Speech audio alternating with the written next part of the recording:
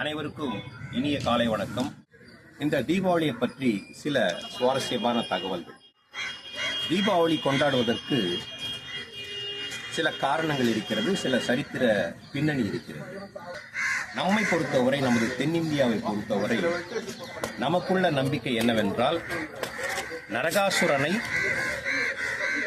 கிருஷ்ணனுடைய மனைவியாக மறுபடியும் இந்த பூமியில் அவதரித்து அவனை வதம் செய்து கொள்ளும் தேவியை, பராசக்தியை சொல்லும் ஒரு நிகழ்வு.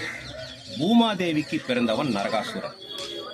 அந்த நரகாசுரன் என்ன வரம் வாங்கி வருகிறான் என்றால், பெற்றவள் அதாவது பெற்றோர்கள் தன்னை கொன்றால் ஒழிய தனது உயிர் பிரியக்கூடாது என்கிற வரம் வாங்கி வருகிறான். இதை திருமால் உணர்கிறார்.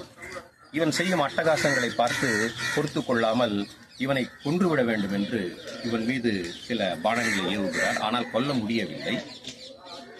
பிறகுதான் தெரிகிறது, இவன் பெற்ற தாயின் கரங்களால் தான் சாக வேண்டும் என்று இருக்கிறது என்று என்ன பண்றாருன்னா, ஒரு பானத்தை அவன் ஏவும் போது வேணும்னே மயக்கம் வர மாதிரி கீழே விழுந்துட்டாரு.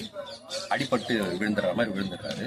இதை பார்த்த உடனே அந்த மனைவியாகிய பத்மாவதிக்கு கோபம் வருகிறது. தன்னுடைய கணவனையே இப்படி செய்து விட்டானே என்று சத்தியபாமாவாக பூமியில் அவதரித்து இவனை கொள்கிறாள், நரகாசுரன். இது ஒரு கதை.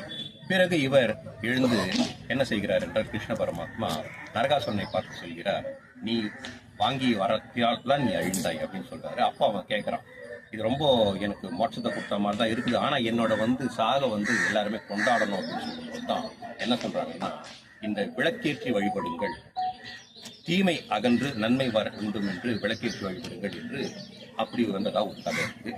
வட இந்தியாவில் போனீங்கன்னா இன்னொரு கதை என்னன்னு கேட்டீங்கன்னா, ராவணனை அழித்து விட்டு ராமன் சீதையோடும் லக்ஷ்மணனோடும் அயோத்திக்கு திரும்பிய நாள் என்று சொல்றாங்க.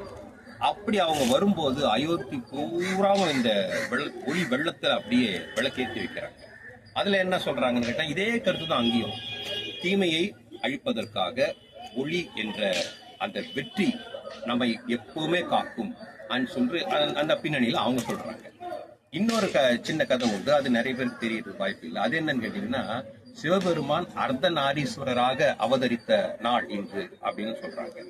மொத்தத்தில் எப்படி எந்த கதை சொன்னாலும் தீமை அகன்று நன்மை ஒளியேறும் நமது வாழ்வில் என்று அந்த அர்த்தம் பொருள்படும்படிதான் தீபாவளியை நாம் ஏற்றுகிறோம். மொத்தத்தில் நாம் என்ன தெரிந்து கொள்ள வேண்டும் என்றால், அன்றைய நரகாசுரனை அழிக்க ஒரு கிருஷ்ண பரமாத்மா இருந்தார். நம்மிடையே இன்று பல நரகாசுரங்களை நாம் தான் கண்டு அழித்துக் கொள்ள வேண்டும் என்ற ஒரு செய்தியோடு இன்றைய நாள் இனிய நாளாக அமைய வாழ்த்தி விடைபெறுகிறேன். அதே நேரத்தில் மீண்டும் ஒரு முறை அனைவருக்கும் தீபாவளி நல்வாழ்த்துக்களை தெரிவித்துக் கொள்கிறோம். சூப்பர்.